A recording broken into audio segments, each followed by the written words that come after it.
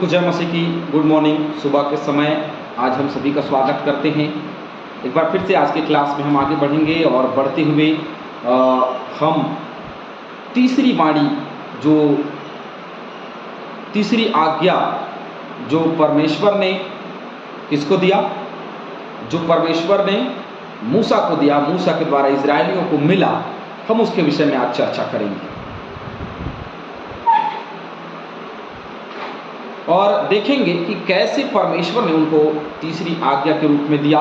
क्योंकि हमने ऊपर में और आज्ञाओं को देखा, जिसमें पहली आज्ञा मैं तेरा परमेश्वर यहोवा हूँ और तू मुझे छोड़ दूसरों को ईश्वर करके ना मानना, पहली आज्ञा। तू अपने लिए मूर्ति खोद करके ना बनाना, दूसरी आज्ञा। उसके अंदर में कुछ आज्ञा है, तू उनको दंडवत ना करना और ना ही उसकी उपासना करना।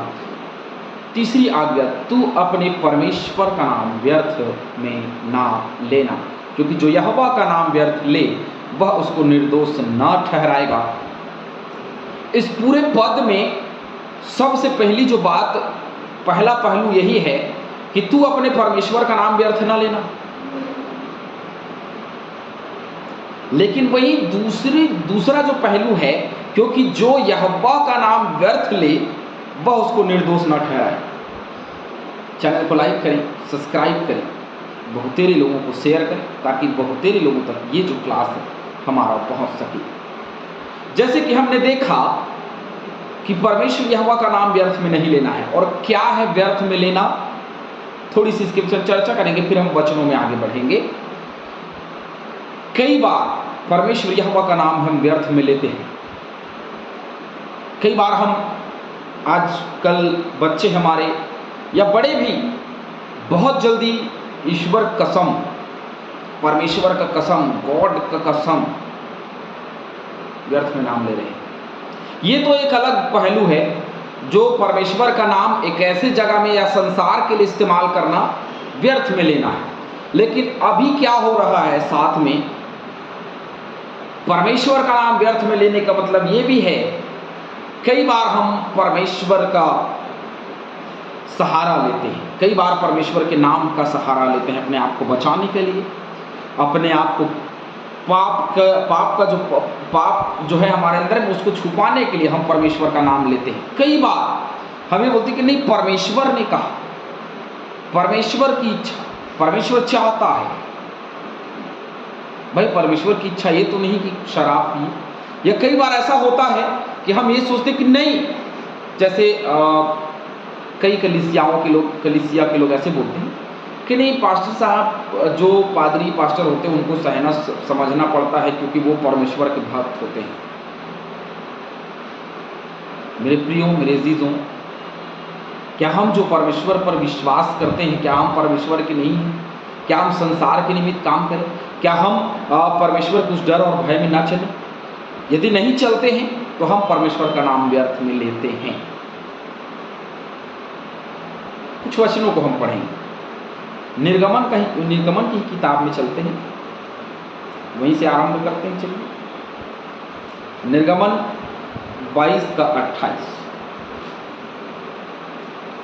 परमेश्वर को श्राप ना देना और ना अपने लोगों के प्रधान को श्राप देना। अब देखिए, अपने लोगों के प्रधान को श्राप नहीं देना और परमेश्वर को श्राप नहीं देना। कई बार हम परमेश्वर को कोसते हैं कि नहीं, परमेश्वर ने हमारे जीवन में ऐसा कर दिया, परमेश्वर ने वैसा कर दिया, ये हो गया हमारे साथ, वो हो गया हमारे साथ, ऐसा हो गया, और परमेश्वर ने ऐसा क्यों किया। हम इस प्रकार से परमेश्वर का नाम व्यर्थ में लेते हैं। जैसे कि यहाँ लिखा है, परमेश्वर को श्राप न, परमेश्वर को श्राप कौन दे सकता है। लेकिन लोग बोलते हैं कि परमेश्वर ने हमारे साथ ऐसा किया, तो यह भी परमेश्वर के प्रेम से अलग एक श्राप की मुद्रा है। क्या हम परमेश्वर का नाम व्यर्थ में लेते हैं? यदि लेते हैं तो संकट के बादल हमारे ऊपर छा गए हैं। हालेलुया। आगे लैब व्यवस्था बढ़ते चले जाएंगे।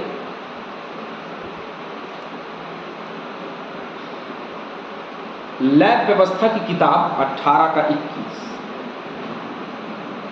और अपने संतान में से किसी को मोलके के लिए होम करके न चढ़ाना और न अपने परमेश्वर के नाम को अपवित्र अपने परमेश्वर के नाम को अपवित्र ठहराना मैं यहोवा हूँ। अपने परमेश्वर के नाम को अपवित्र ठहराना भी उसके नाम को व्यर्थ में लेना है। क्या हम अपने परमेश्वर के नाम को अपवित्र करते हैं? क्या हम अपवित्र ठहराते हैं? कैसे? पाप और गुनाह करके हम उसके नाम को अपवित्र ठहराते हैं। ऐसे तो एक नाम हमको दिया जो सब नामों से श्रेष्ठ और पवित्र है, वो यीशु नाम। अब कोई यीशु नाम को ही व्यर्थ में ले तो वो परमेश्वर के नाम को व्यर्थ में लेता है। बहुत स्वाभाविक सी बात। 19 का 12 देखते हैं, लय व्यवस्था 19 का 12। तुम मेरे नाम की झूठी शपथ खा के अपने परमेश्वर का नाम अपवित्र न ठहराना। झूठी शपथ खा के, मैंने शपथ के विषय में अभी कहा कि हम ईश्वर कसम खाते हैं, परमेश्वर कसम खाते हैं, ये भी परमेश्वर के नाम को व्यर्थ में लेना है। 22 का 2, निर्गमन 22 का 2।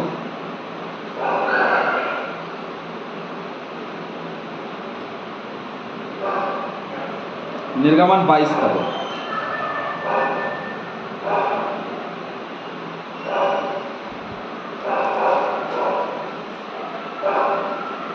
हारून और उसके पुत्रों से कह कि इस्राएलियों की पवित्र की हुई वस्तुओं से जिनको वे मेरे लिए पवित्र करते हैं न्यारे रहें और मेरे पवित्र नाम को अपवित्र ना करें। मेरे पवित्र नाम को अपवित्र ना करें।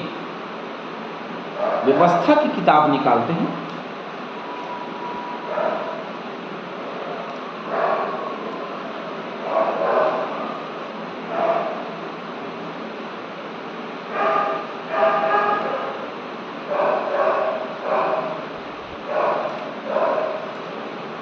व्यवस्था की किताब निकालिए 6 का 13।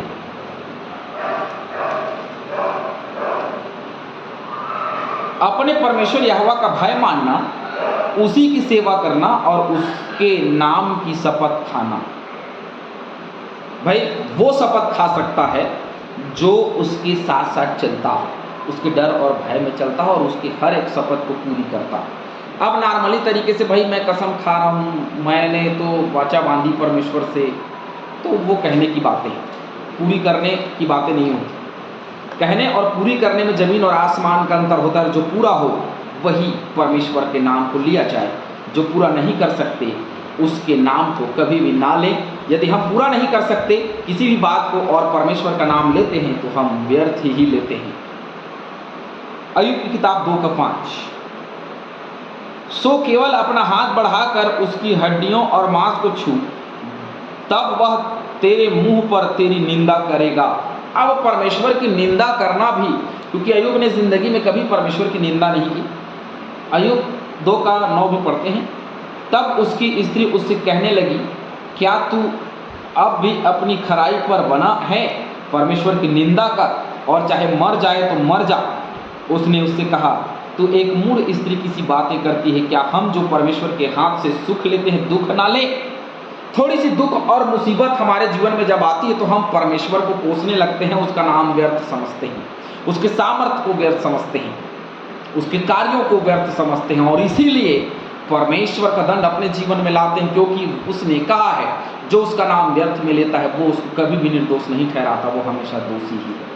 भजन संहिता 63 का 11। भजन संहिता 63 का 11।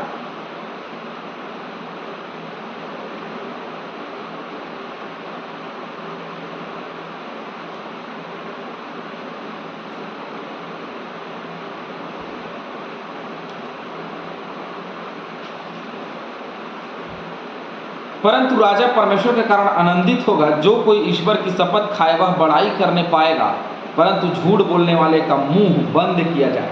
तो परमेश्वर के नाम का सहारा लेकर के झूठ बोलना भी उसके नाम को व्यर्थ में लेना है। यशायाह 8 का 11।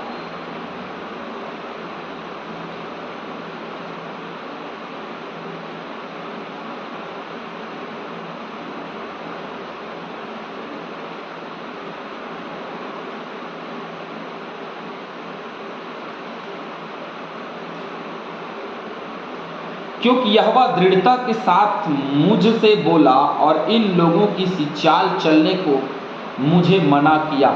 इन लोगों को सी चाल चलने को मुझे यहोवा ने मना किया। कभी भी आप अपने चाल को खराई में रखें और कभी भी तिरछा ना जाएं, क्योंकि परमेश्वर का नाम जब भी हम अपने परमेश्वर के अनुसार चलते हैं और हमारे जीवन में मसीही लिखा जाता है, हमारे जीवन में लोग मसीही हमको बोलते हैं, यदि हम गलत करते हैं तो भी हम परमेश्वर का नाम व्यर्थ में लेते हैं। जैसे 8 का 21 भी देखेंगे, वे देश में क्लेशित और भूखे फिरते रहेंगे और जब वे भूखे होंगे तब वे क्रोध में आकर अपने राजा और परमेश्वर को शाप देंगे और अपना मुख ऊपर आकाश की ओर उठाएंगे।